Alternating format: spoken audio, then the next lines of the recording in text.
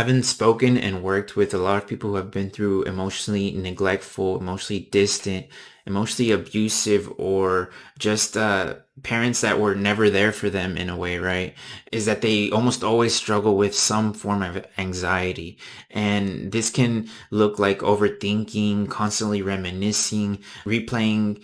That means replaying things over and over again in their heads, right? Wondering about what others are going to do or say, thinking about the hundreds of different outcomes that can happen if they take different actions, right, in the future.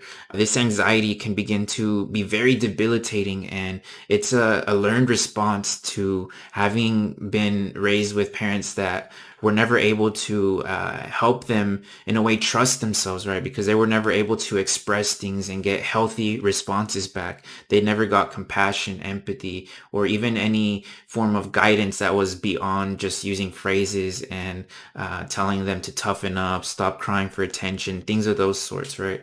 And the parent was simply always too frustrated or had a lot of things on their mind that they were never able to place any importance on what a child or teenager or adolescent could have been going through, right?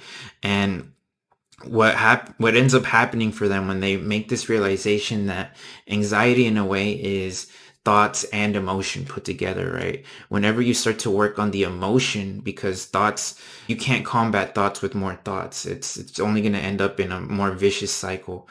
And whenever you decide to work on the emotional side, right, whatever may be fueling those thoughts, whatever may be adding more momentum to them and keeping you stuck in that response, right, of whatever that emotion may be that's stuck with those thoughts, that's when you can start to see change and the ability to, in a way, not associate, not identify, not make them your whole persona, those thoughts, right, whatever they may be about. And over time, it kind of starts to feel like they're just clouds in the sky, right? These thoughts. And you don't have to get stuck on every single one of them or keep them in your sky, in your mind, right? Until they become a storm and they just become too much, overpowering everything that you need to do. They keep you in self-isolation. They keep you quiet. They keep you in fear responses. They just keep you in a way stuck with where you are now instead of taking any form of action or speaking up in any sort of way that is needed in whatever moment you're going through. So just realize that you can't combat thoughts with more thoughts. That's not going to lead to any healthy place or state of mind. And the best thing to do is to choose to do the internal work, right? Whether it's shadow work, whether it's talking to somebody you trust or finding somebody that can help you with your specific situation.